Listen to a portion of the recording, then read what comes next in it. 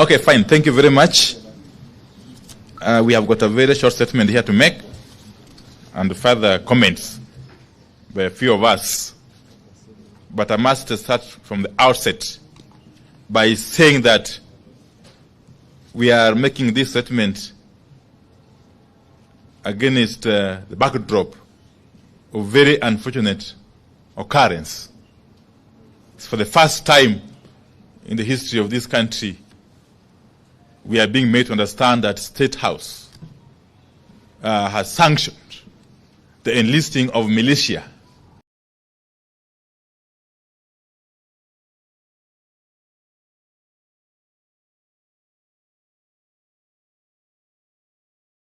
against the people. Because that's exactly what happened in State House on Saturday morning, and is exactly what was followed by a statement which was issued by Kenya Kwanza. So we are standing here before you very concerned that the country or the leadership which is currently in place can take such a direction. But let me say this, first and foremost, that we are here to confirm that the peaceful protests are planned for Wednesday, Thursday, and Friday this week are on, as earlier declared by our leaders. These protests will go on in line with Article 37 of our Constitution, which, as you all know, provide for freedom of peaceful assembly and picketing. And no person, no authority has got the power to suspend the operation of Article 37 of our Constitution. No person, no authority, no agency, not William Ruto, not Kithure Kindiki, not Ndiritu Gachagua. Gachagua who? Yes.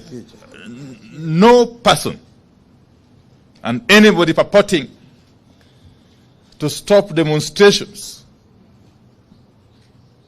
is deluding themselves, because they have got no that power or authority. Now we can also confirm that the signature collection is also going on and will proceed side by side with the protests. This exercise is also protected under Article 1 of our Constitution. The people have decided to act directly. And who are we to go against the wishes of the people? And having said this, we wish to set the record straight on a couple of things that Kenya Kwanza got wrong last week in their response to the ongoing protests. Now, Kenya Kwanza claimed that protesters are being paid. Now, for anyone to claim that those protesters who came out in hundreds and thousands in places like Emali, Busia, Kitale, Kilifi, Kakamega, Machakos, and Nairobi, among other places, were paid is to be extremely insincere and to live in deep denial. And that should worry Kenyans. A regime in denial and deep slumber is a very dangerous regime. And Kenya Kwanza is one such regime, as we all know by now. Now, we are shocked at how fast Kenya Kwanza has lost contact with the people and how they don't understand what Kenyans are going through. Kenya Kwanza claims that the protests are not about the cost of living. In their view, the cost of living is not so high as to warrant protests. That is how a regime that has abandoned people's agenda thinks. And Kenya Kwanza is obviously one such regime. Because Kenya Kwanza does not seem to understand or know how hungry and angry Kenyans are. And like a broken record, Kenya Kwanza is stuck, still talking about the handshake of 2018, the Nusumukate of 2008, and so on and so forth. Kenyans are past that stage. And since they lack imagination, Kenya Kwanza is the only political formation still thinking and talking about these handshakes and the rest. And no wonder the regime has lost the people. Now Kenya Kwanza is accusing us, Azimio, of failing to provide solutions to the rising cost of living. Seriously. We know no country where a party stays in government but wants the one out of government to provide solutions to the problems of the people. If Kenya Kwanza solutions are not working for the people, then Kenya Kwanza needs to get out of power. Just disband and quit. Across the world, responsible leaders and regimes admit failure of their policies and quit in the interest of the nation. Don't ask us for solutions. Quit and pave way for a regime that has solutions.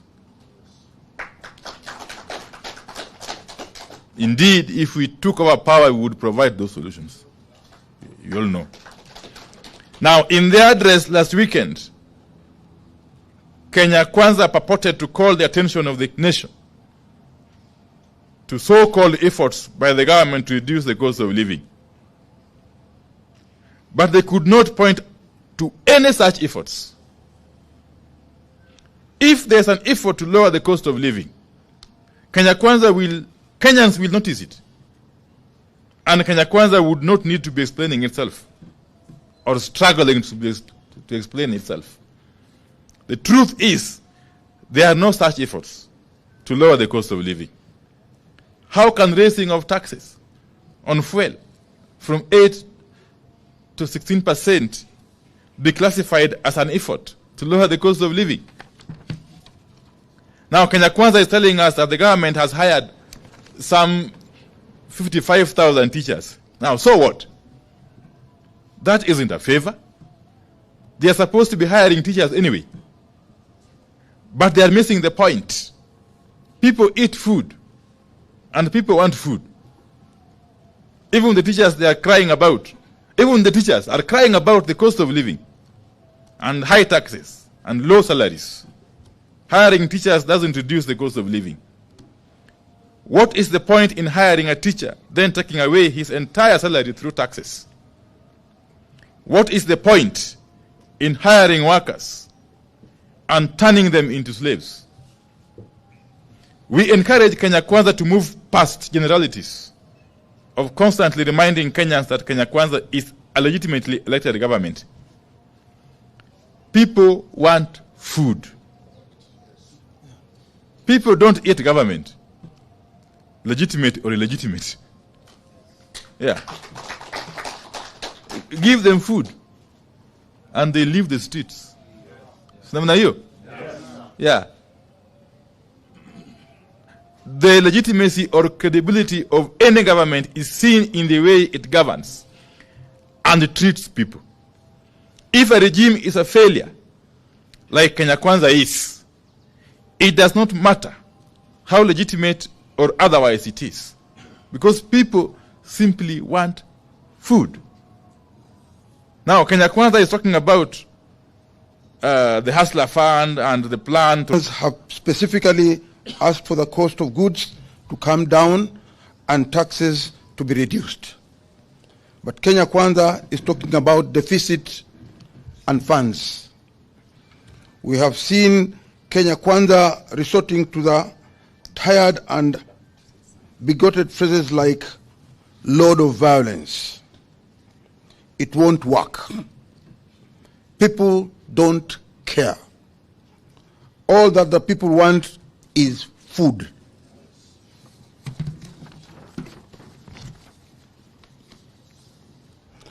And decent standard of living. If Kenya Kwanza has a price of peace, has a prince of peace who can't provide food, no amount of character assassination of his challenger will sway Kenyans. People want food. We have seen Kenya Kwanza purport to be sharing with Kenyans,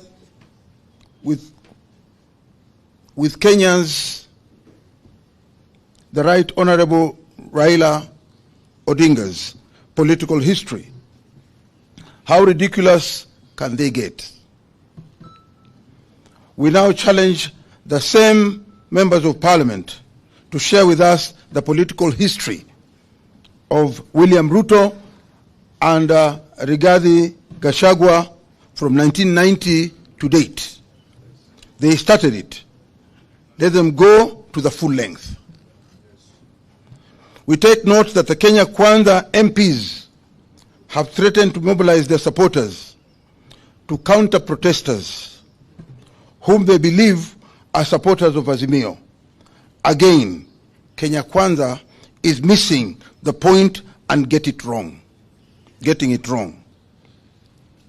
The thousands of Kenyans turning up for protests are not just Azimio supporters.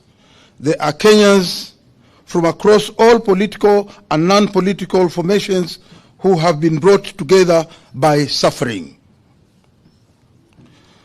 The protesters are from Azimio, Ford Kenya, ANC, and even Kenya Kwanza. The people realize they don't eat government. People eat food and they want food. People realize that having voted for a party or for a president who does not put food on the table, all the same, we welcome Kenyans. I will repeat that. People eat food and they want food. People realize that having voted for a party or a president does not put food on the table. All the same, we welcome Kenya Kwanza MPs to protests on Wednesday, Thursday and Friday. If they come with violence and murder, Kenya Kwanza supporters will be among the victims. We take note that Kenya Kwanza members of parliament have resolved to cooperate with the police to ensure that there is no further loss of life and livelihoods. We know what this means. It means confirming protesters with members of that killer squad called Operation Support Unit, whose brief is to maim, kill protesters, including Azimio leaders. In this regard, we take great exceptions to the continued threats to life of our leader, the Right Honorable Raila Amolo Odinga. As propagated by senior leaders of the Kenya Kwanza regime, there will be a price to pay for those threats.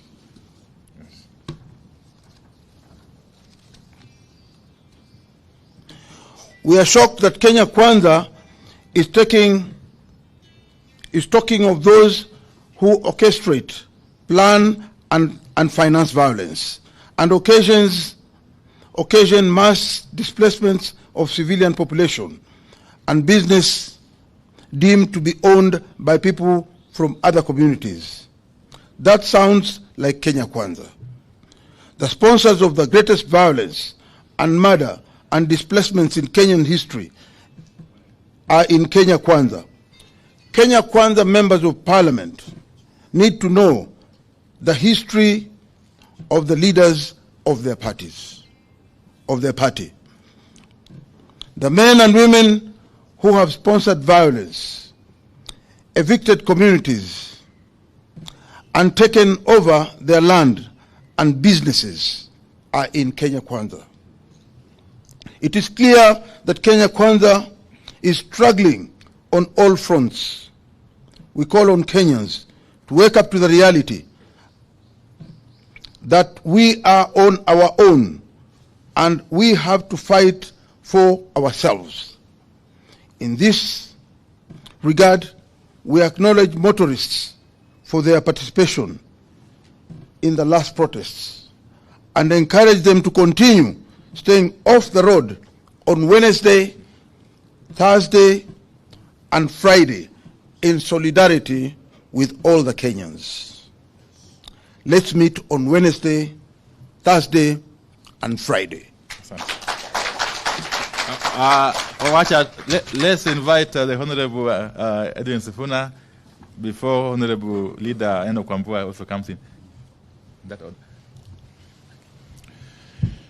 Thank you very much. Just two things to add on to that statement, that we have received intelligence that in fact senior police officers in the Kenyan Police Command have chosen to ignore the illegal directive that was given by CS Kindiki for police officers to shoot protesters. And that is the reason why the president convened a PG, because he knows the police will not do his dirty work. He has now told his own members of parliament to mobilize people in their constituencies to come and harm protesters. We want to say here to those of you who might be mobilized to come and fight your fellow Kenyans, we are not the enemy. We are not the ones who have added taxation on fuel. All these members of parliament here voted against that bill. You cannot come and fight your fellow hustlers in the streets.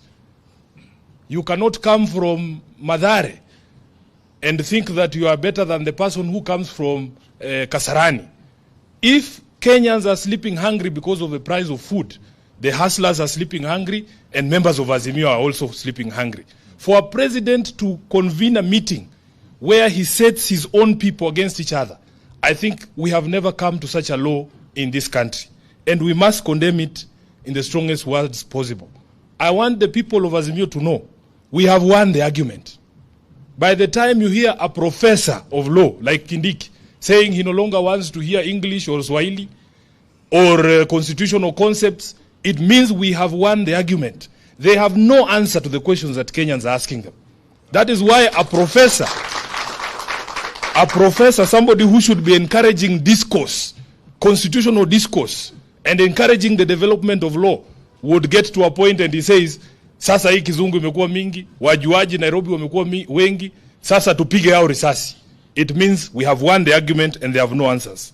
Finally, we will not fight our fellow countrymen. I want to make it very clear. In Nairobi, we live as a community. Kikuyu, Luya, Jaluo, kila mtu hapa. Saile Jaluo analala njaa, Muluya analala njaa, Mkikuyu analala njaa. We will not fight our fellow countrymen. In fact, some of these members of parliament who talk, you know, we are with them in the Senate. Mtu kama Cherargei. Yeye anaweza piga nani hapa mbele vile mnaona hapa. Who can Cherargei fight here? Eh?